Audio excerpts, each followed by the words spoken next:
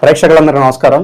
ఈరోజు మనతో పాటు ప్రముఖ ఆధ్యాత్మికవేత్త జ్యోతిష్య వాస్తు పండితులు శేషగిరిరావు గారు మనతో ఉన్నారు. గురుగారితో మాట్లాడేద్దాం. నమస్కారం గురుగారు. జూన్ మాసంలో మేషరాశి వారి పరిస్థితి ఎలా ఉండబోతుంది? ఆర్థికంగా, ఆరోగ్యంగా, అన్ని విధాలుగా ఈ నెల వీళ్ళకి ఎలా ఉండబోతుంది గురుగారు? తప్పకుండా. అయితే మనం ఏదైతే ఇప్పుడు మేషరాశి ఫలితాలు చెప్పబోయే ముందు ఒక్కసారి అసలు ఏంటంటే ఈ నెలలో ఏ గ్రహాలు మార్పులు ఏంటి అనేది కూడా ఒక్కసారి చెప్పేసుకుంటే మళ్ళీ మనం మిగతా వాటన్నిటికీ కూడా అది వర్తింపబడటం అనేది ఉంటుంది. అంటే ఇక్కడ ఏవైతే మనకి ప్రధాన పెద్ద గ్రహాలు ఉంటాయి అంటే ఈ ఎక్కువ ఒకటే రాశిలో ఎక్కువ నెలలు కానీ లేదా సంవత్సరాలు కానీ ఉండే గ్రహాలు ఏవైతే ఉంటాయో ముఖ్యమైన మూడేమో కిందటి నెలలో మారే గురుడు, రాహు, కేతువు. సో ప్రస్తుతం కేతువు సింహంలో ఉన్నాడు, రాహు కుంభంలో ఉన్నాడు. తర్వాత గురుడు వచ్చేప్పటికీ మొన్న మే నెలలోనే ఆయన కూడా మిథునంలోకి మారాడు. వీళ్ళు ఈ సంవత్సరం అంతా కూడా ఇదే రాశుల్లో కొనసాగుతారు.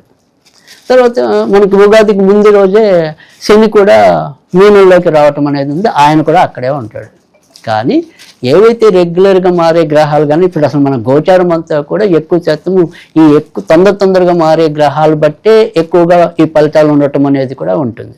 అలా చూసినప్పుడు ఏంటంటే ఈ నెలలో ప్రధానంగా మనకి కుజుడు తర్వాత బుధుడు ఇద్దరు కూడా జూన్ 6వ తారీఖు నుంచి కుజుడేమో కర్కాటకం నుంచి సింహంలోకి వస్తాడు, బుధుడేమో వృషభంలో నుంచి మిథునంలోకి వస్తాడు. ఇవి జూన్ 6న. తర్వాత మరి ప్రతి నెల ఇంచుమించుగా 14, 15 అటు ఇటుగా సూర్యుడు ఒక రాశి నుంచి ఒక రాశికి మారటం, దాన్ని ఒక సంక్రాంతి అంటాం మనం.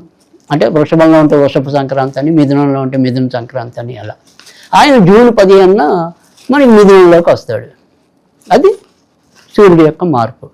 అయితే శుక్రుడికి వచ్చేప్పుడు ఏంటంటే ముందు రోజు అంటే మే 31నే ఆయన మీనం నుంచి మేషానికి వచ్చాడు.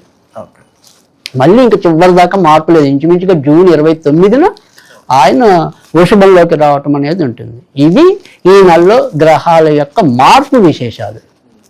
ఇప్పుడు మనం మిగతా ఒక్కొక్క రాశి యొక్క ఫలితాలు దీనివల్ల ఎలా ఉంటుంది అనేది చెప్పుకున్నాం. సో మేష రాశికి వచ్చేసరికి ఏంటంటే ఈ నెలలో ఎక్కువ శాతం మంచి ఫలితాలు ఉన్నాయనే చెప్పాలి. ముఖ్యంగా ఏదైతే అంటే వీటి యొక్క ప్రధానంగా మేష రాశిలో ఉండే ఇబ్బంది ఏంటంటే వీళ్ళకి ముందు పని చేసేసి తర్వాత ఆలోచించడం అనేది ఎక్కువ ఉంటుంది. అంటే వాళ్ళకి ఏదైనా సరే ఎక్కువ సేపు అనేది వాయిదా పడకూడదు. లీవర్ది వాళ్ళు నష్టమైన భరించగలరు. అంటే ఒక నిమిషం అయ్యో ఇలా అయిందని బాధపడినా కానీ తొందరగా మళ్ళీ మామూలు ప్రపంచానికి వచ్చేయగలుగుతారు. కానీ ఎక్కువ ఏది కూడా లాక్కూడదు. అయిపోవాలి, చేయాలి. సో ఆ రకమైన వేగం అనేది వీళ్ళలో ఎక్కువ ఉంటుంది. అయితే ఏదైతే ఇప్పుడు వీళ్ళకి ఈ శని అనేది ఇటీవల వీళ్ళకి రావటం అనేది అంటే ఏళ్ళనాడు శని రావటం వల్ల ఏంటంటే పాపం వీళ్ళు అనుకున్నంత వేగంగా పనులు జరగట్లే. సో ఎక్కడో అక్కడ ఏదో రకంగా వాయిదా పడుతూ ఉండటం, తేలిగ్గా అనుకున్నది అది ఏదో రకంగా డ్రాగన్ అవటం, అది వీళ్ళకి ఒక అసహనాన్ని ఇస్తుంది. సో ధనం కూడా ఎలా వస్తుందో ఎలా పోతుందో తెలియని పరిస్థితి ఉంది. కానీ ఇప్పుడు ఈ నెలలో కొద్దిగా వీరికి పనులు అనేది ఏళ్ళని ప్రభావం వల్ల కొద్దిగా అటు ఇటుగా అయినా కానీ చాలా మంచి ఫలితాలు ఉన్నాయి. అంటే ఇక్కడ విజయం సాధించినప్పుడు ఆ విజయం మహత్తర విజయం ఉంది. ఓకే, ఏమంటే వాయిదా పట్టడం అనుకోండి, కొద్దిగా ఆలస్యం అవటం అనుకోండి, అది ఉన్నప్పటికీ కూడా ఈ నెలంతా చాలా బాగుంది వీళ్ళకి. ఎందుకంటే ఏదైతే మరి రాశ్యాధిపతి నీచ స్థానం నుంచి ఆయన తన మిత్రస్థానమైన సింహంలోకి రావటం అనేది ఉంటుంది. గురుగారు, వీళ్ళకి ఏళ్ళనాటి శని అనేది పూర్తిగా ఇంకా ప్రభావం స్టార్ట్ అవ్వదని చెప్పుకోవచ్చా? అది ఇప్పుడు ప్రస్తుతం అంటే కొద్దిగానే ఉండటం అనేది ఉంటుంది. అది కాక ఇప్పుడు ఆయన యొక్క బిందువులకి కొద్దిగా అశ్విని నక్షత్రం అనేది కొద్దిగా దగ్గరలో ఉన్నాడు కాబట్టి మనకి భరణి కృత్తికతో పోలిస్తే అశ్విని మీద ఇంకొద్దిగా ఇంపాక్ట్ అనేది ఎక్కువ ఉండొచ్చు. సో కామన్ పాయింట్ అనేది ఏముంటుంది అంటే కనుక జనరల్గా ఇప్పుడు అశ్విని ఉందనుకోండి, సో వాళ్ళు ఏప్రిల్లో అవుతుంది అనుకున్న పని జూన్లోనో జూలైలోనో అవ్వచ్చు. అంటే వాళ్ళకి ఇంకొద్దిగా ఎక్కువసేపు పడుతుంది. సో మిగతా భరణి కృత్తిక అనేది వీళ్ళకి లేట్ ఉంటుంది, కానీ అన్ని నెలలు లేట్ ఉండదు. జస్ట్ ఒక 15 రోజుల్లో 20 రోజుల్లో వాళ్ళ యొక్క పని అయిపోవటం అనేది ఉంటుంది. అయితే ఇక్కడ పని అవ్వటంలోకి వచ్చేప్పటికి ఏంటంటే అది నష్టమా లాభమా అనేది కనుక మనం ప్రశ్నించుకుంటే మళ్ళీ పని అవ్వటం వేరు, ఆ పని తాలూకు ఫలితం అనేది మనకి ఆనందంగా ఉండటం అనేది వేరు. సో అంటే విదేశాలకి నేను వెళ్ళాను, కానీ అక్కడ వెళ్ళాక నాకు యోగిస్తుందా లేదా అనేది ముఖ్యం. సో ఆ రకంగా చూసినప్పుడు ఏంటంటే జూన్ నెల వీరికి అనుకూలకంగా ఉంది. సో అంటే గతం తాలూకు ఏవైతే వీళ్ళు చేస్తున్న పనులు ఇలా పెండింగ్లో ఉన్నాయో, కొద్దిగా అక్కడ స్టాగ్నెట్గా ఆగిపోయి ఉన్నాయో, అలాంటివన్నీ ఈ నెలలో ముందుకు వస్తాయి. కనుక ఖచ్చితంగా వీరికి ఈ నెలలో ఎక్కువ శాతం అదృష్టాన్ని ఇచ్చే గ్రహస్థితే ఉంది అని కూడా మనం చెప్పుకోవచ్చు. అంటే ఇక్కడ ఏ రకంగా అంటే వ్యాపారస్తులకి వ్యాపారాల లాభాలు పెరుగుతాయి, వృద్ధి చెందుతాయి. తర్వాత ఉద్యోగస్తుల్లో కూడా అనుకోని మార్పులు వచ్చినా కూడా అవి ఆమోదయోగ్యంగా ఉంటాయి. అంటే ఈ మార్పు నాకు మంచిదే అన్నట్టుగా. స్థానచలనం ఉంటుందంటారా గురుగారు? ఈ స్థానచలనం అనేది కొద్దిగా తక్కువే ఉంటుంది. ప్రస్తుతం అయితే వీళ్ళకి మరి స్థానచలనాలు ఉండవు. ఉంటే గింటే ఏదైనా ఉంటే అది కొంత భరణి నక్షత్రం వాళ్ళకి ఉండడానికి అవకాశాలు ఎక్కువ ఉంటాయి.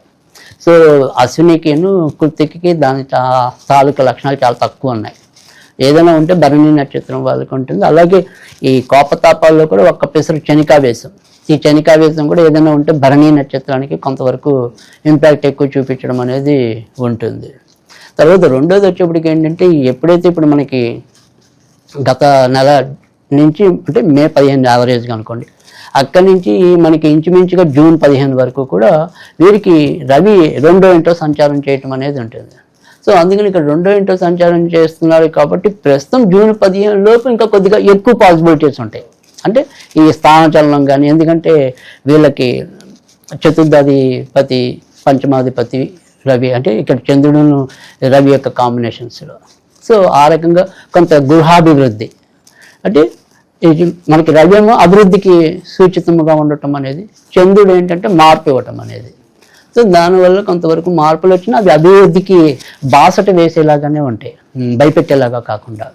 సో ఆ రకంగా పాసిబిలిటీస్ ఉంటాయి. తర్వాత రెండోది వచ్చేప్పటికి ఏంటంటే, కానీ ఎక్కడైతే 2వ ఇంట్లో రవి ఉంటాడో ధనవ్యయం కూడా పెరిగిపోతుంది. అంటే ధనస్థానంలో రవి ఉన్నప్పుడు అది అగ్నిగ్రహం కాబట్టి ఎంత సొమ్ము వచ్చినా ఎందుకు అయిపోతుందో తెలియదు. సో అయిపోవటం అనేది ఎక్కువ ఉంటుంది. తర్వాత రెండోది వచ్చేప్పటికి ఏంటంటే, కంటికి సంబంధించిన ఏమైనా సరే కొంత సమస్యలు పెరిగే అవకాశం ఉంటుంది. సో నాకు కన్ను ఏమంటాం కొద్దిగా బాగానే కనిపిస్తుంది అన్నా కానీ కొద్దిగా కళ్ళు ఒకసారి డాక్టర్కి కొద్దిగా చూపించుకోవడం అవసరం. అంటే వీళ్ళకి ఏమవుతుందంటే, మ్యాట్రస్ లక్షణాలు ఇంకో లక్షణం ఏంటంటే, వీళ్ళు కొద్దిగా హమ్ బావాలనుకోండి, లేదంటే తనకి కాన్ఫిడెన్స్ లెవెల్ ఎక్కువ ఉంటుంది. సో ఈ కాన్ఫిడెన్స్ లెవెల్ ఎక్కువ ఉన్నప్పుడు ఏంటంటే కొద్దిగా నిర్లక్ష్యం అనేది అలాగే వస్తుంది. ఈ వ్యాధి నన్ను ఏం చేస్తుందిలే, ఈ 2 రోజులు ఇలాగే కళ్ళు ఇలా నడుపుతుంటాం కానీ అదేం మళ్ళీ మామూలుగానే సెట్ అయిపోతుందిలే, అలా వాళ్ళే సర్ది చెప్పేసుకుంటారు. కానీ ఒక్కోసారి అది ఇబ్బంది పెట్టచ్చు. సో అందుకని ఒకసారి మామూలుగా పరీక్షకి వెళ్ళినంత మాత్రం నష్టమేం లేదు. బట్ ఆ రకంగా అది కూడా ముఖ్యంగా జూన్ 15 లోపు. సో సాధారణంగా జూన్ 15 దాటాక ఇలాంటివి పెద్ద కనపడవు. సో జూన్ 15 నుంచి ఇంకా విపరీతమైన రాజయోగం ఉంటుంది.